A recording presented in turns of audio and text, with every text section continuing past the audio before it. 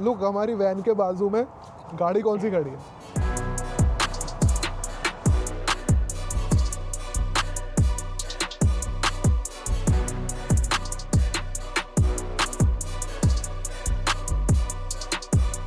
You can see सब खाली हो गया है और सब पूरा अनपैक्ड है। सो हम लोगों ने वैन रेंट करी है एंड यहाँ वैन बहुत इजीली मिल जाती है। आज वेदर बहुत चिली है, हर जगह आइस जमी हुई है, सड़क पे ब्लैक आइस जमी हुई है।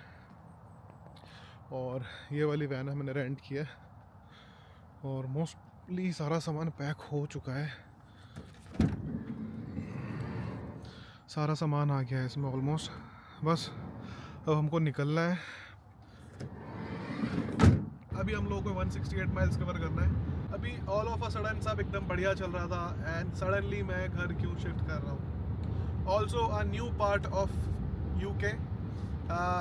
मैं अब इंग्लैंड में नहीं रहने वाला हूँ। So I am moving to Wales and Wales move करने के बहुत सारे रीजंस हैं, मैं आपको सब बताऊँगा। अभी के लिए गाड़ी चार्ज करनी है।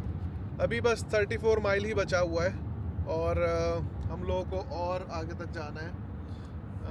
अभी 63 माइल्स और बचा है, 1 घंटे की जर्नी, तो हमें चार्ज करनी ही पड़ेगी। एंड चार्ज करके बस सामान भी शिफ्ट करना है, बहुत सारा सामान है।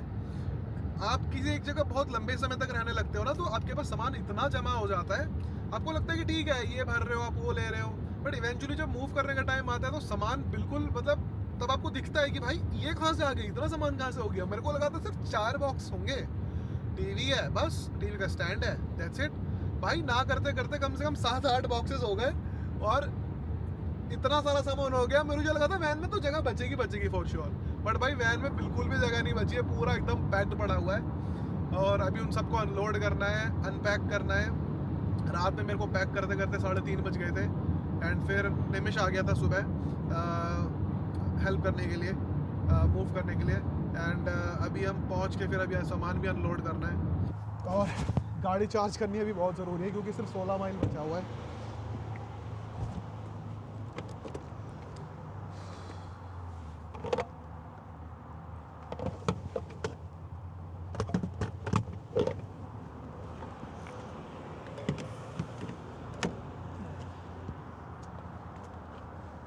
अभी इसको करीबन चार्ज होने में मुश्किल से आधा घंटा लगेगा। तब तक हमें भी भूख लग रही है, लंच का टाइम हो गया, सबवे हम लोग कुछ खाएंगे और उसके बाद बस हम निकलते हैं। सो अभी तक मैं एज एन MRI रेडियोग्राफर यहाँ पे काम कर रहा था और आई नेवर थॉट कि मैं जॉब चेंज करूँगा। एंड मेरे जॉब में बहुत ज़्यादा ट्रैवल है, कभी इधर कभी उधर, बहुत सारे लोकेशंस में जाना पड़ता था, होटल्स में रहना पड़ता था। It was fancy until the first year.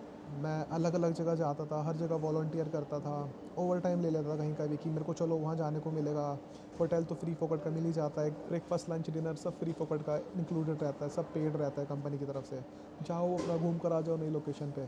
तो पहले का 1 साल ना वो जो हनीमून फेज था वो तो बहुत ही बढ़िया था, मतलब मस्त घूमा, मस्त इधर उधर गया, दुनिया भर मज़ा आया।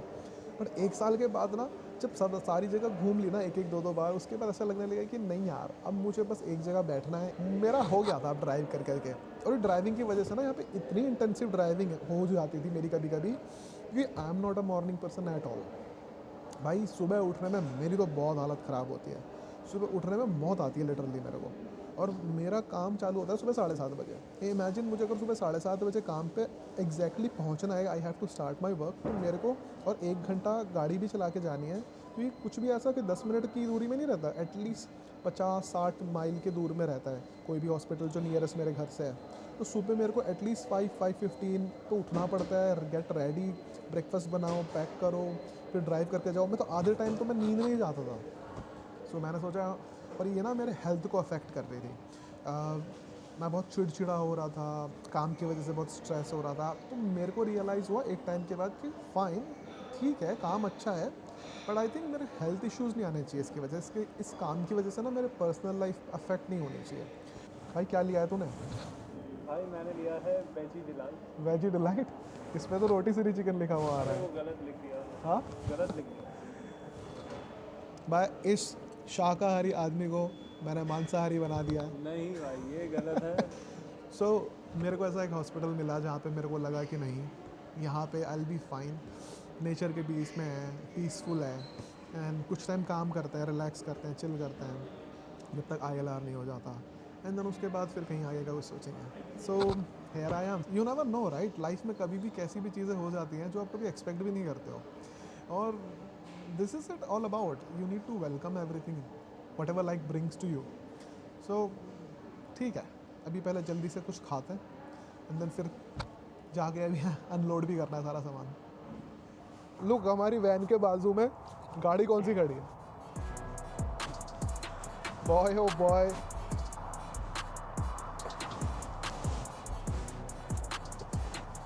बड़ी सही लग रही है, और उसने नंबर भी कितना सही ले रखा है. यस, राइट नेक्स्ट टू वो वैन मैन. क्या फनी पार्ट है, बंदे ने एकदम, अच्छा ये 570S है. वाओ. मैं इंटीरियर की तरफ, कुछ अंदर विंडो की तरफ दिखाऊंगा नहीं, because it's not a good etiquette. यहाँ पे लोग ऑफेंड हो जाते हैं, बट लिटरली कार बहुत ही सही लग रही है.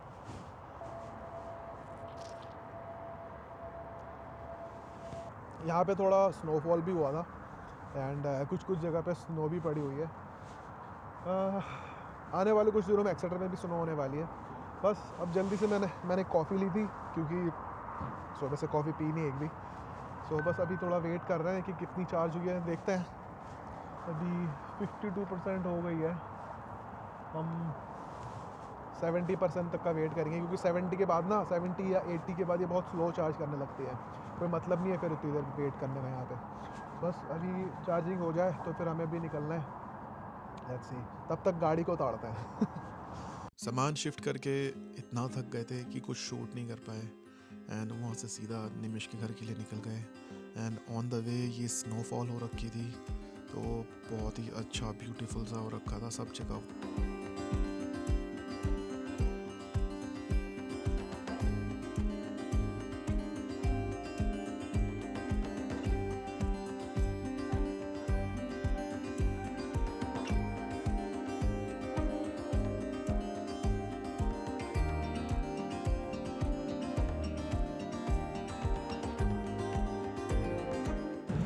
सो रात को हम लोग वैन लेके निमिष के यहाँ पे बर्दिंग आ गए थे. रात के 2 बज गए थे आके. सो हम लोगों ने रात में पैकिंग वगैरह करी, गाड़ी में सामान डाला, एंड देन सुबह जल्दी शिफ्ट करा. एंड मेरे को ट्रेन भी पकड़नी थी, क्योंकि मुझे वापस एक्सेटर आना था और मैं गाड़ी लेकर नहीं आया था.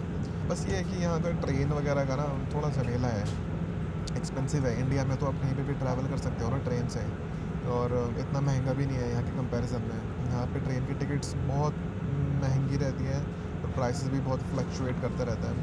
अभी मैं सैलिसबरी से निकला हुआ हूँ. अभी मुझे 1.5 घंटा और लगेगा एक्सेटर पहुँचने के लिए. पुराने लोगों को छोड़ के जाना, पुराने काम को छोड़ के जाना, इट्स अ बिट डिफ़िकल्ट है.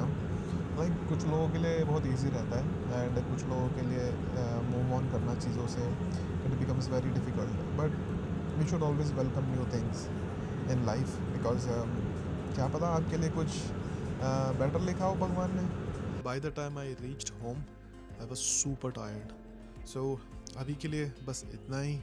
आने वाले व्लॉग में मैं आपको कुछ नई चीज़ें लेकर आऊँगा, एंड अभी स्टिल कुछ दिन बाकी हैं मेरे को वेल्स में पहुंचने के लिए, because I am gonna stay at my friends place for few days. मेरी एनुअल लीव है, एंड देन उसके बाद I am gonna show you the new house. If you are still watching the video, please do not forget to like, subscribe and comment and share the video. मिलते हैं जल्दी से next vlog में. तब तक के लिए टेक केयर.